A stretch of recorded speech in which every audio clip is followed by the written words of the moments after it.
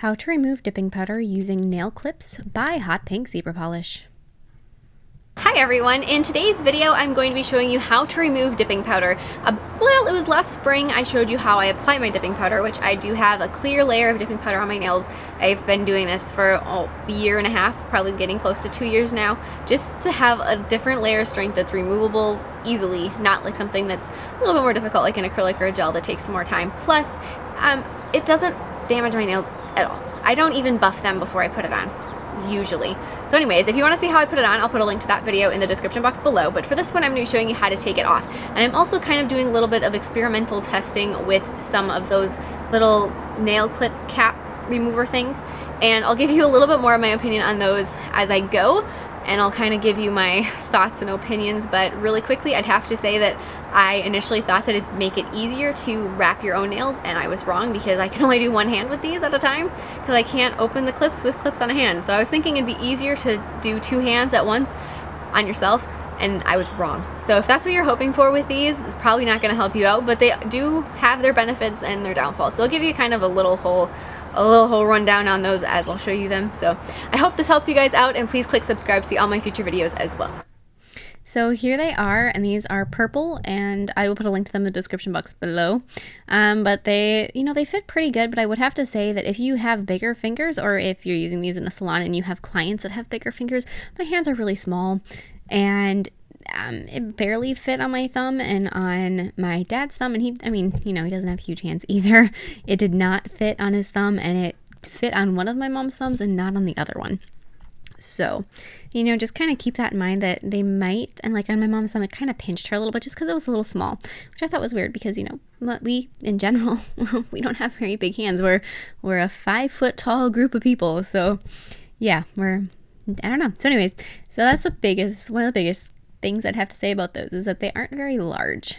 But I'll give you a little bit more on how they work using dipping powder. And then it also came with these little cotton squares, and I don't know if you're supposed to fold them, but I figure it just seemed like it worked better if you folded them. So I actually folded them into fourths. You can do that. It seemed to clip in there pretty well if you did it like that.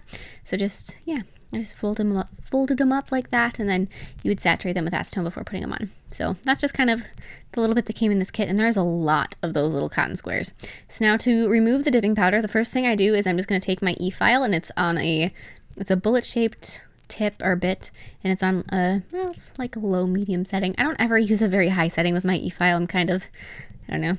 I think I can get the job done with a lower setting, and if you have the right bits, you're pretty good. So then I just take off the gel polish with the e-file, and then I'm just going to take and I'm going to thin out the dipping powder. So you don't want to thin it out too much, and you definitely don't want to get all the way through to your natural nail, and it's not thick to start with.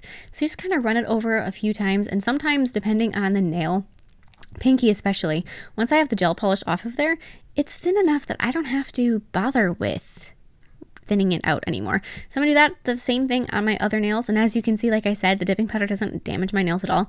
My nails are good under there. So yeah, so I'm just going to take that, and I had it saturated, and I'm just going to take and kind of set it on the nail. I'm sorry, I'm a little bit off camera here, and then clip the cap over the top of it.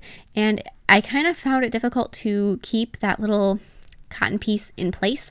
I thought it wanted to kind of unfold or slip around a little bit. So that's another reason why you kind of need 2 hands, is because or at least one unhindered hand, is because it's hard to keep that piece in place. So there's another one that's got that. So just kind of hold that in place best you can with one of your other fingers as you're getting the cap on there. So just do that with all of your hands. You want to make sure this is well saturated with acetone, and leave them soak for 20 minutes. So as you're doing this, one of the reasons also that I don't think it worked out as well for the dipping powder as it would for, say, gel polish, is because 20 minutes is a pretty long time to prevent acetone from evaporating, because it evaporates so quickly. Now with gel polish, it's like 5-10 minutes depending on the polish. So that's not nearly as long, so you don't have to worry about the acetone evaporating as much.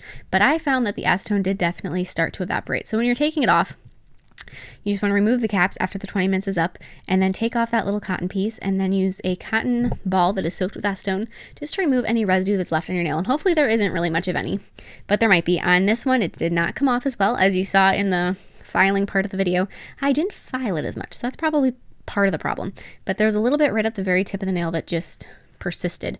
Now it's definitely a much softer product than it was in the beginning. So I turned my e-file on once I got to this point, just on, so it was on the very slowest setting available, the same kind of setting that I would use with my cuticle bit, so just, you know, barely turned on.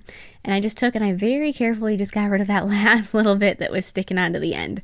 So it doesn't take too much to do that, and it, especially if it's on the tip of my nail, I'm like, well, you know what, it's okay, just very carefully get rid of that last little bit. You could also do this with a hand file.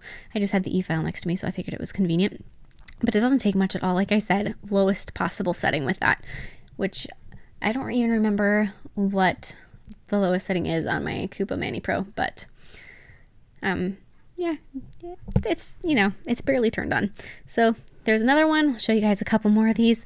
Some of them seem to evaporate worse than others, and if it did, like this one did not want to come off, I just took the cotton ball and kind of pressed on that cotton square, which saturated enough that it would come off the nail, and then it actually came off really cleanly. So I don't know what the deal was with that one so much, but it seemed like it was a little bit more stuck.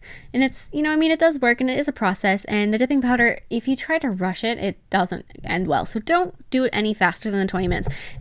So one thing I do want to mention though is that the brands that I'm using a combination of the OPI dipping powder line and the Young Nails dipping powder line. So those are a 20-minute removal. That being said, I know that Kiara Skies, which is what I use in my salon, says 5 minutes, 3 to 5 minutes. So that 20 minutes is going to be very dependent on your product line, I would think. I actually haven't messed around with the ones that I use in the salon at all.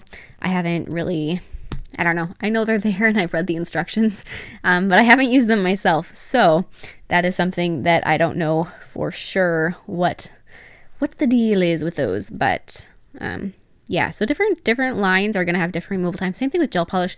I have some gel polish that is off in 5 minutes without filing it. I have some gel polish that takes 20 minutes if you're lucky, because it's just persistent stuff. So it does depend on stuff there. But I'm just going to be taking this off, and you know, it works out pretty well. I did do both hands at the same time because I had my mother clip the other hand, and then I just took off a couple nails so that I could get this hand off to show you guys. But it does take, you know, it does take some process to get them both done at the same time. More so, I'm pretty good at foil wrapping both hands. So just something to think about. So I hope this helped, and please come with any questions. I am happy to help you guys out, and I will see you in my next video. Bye.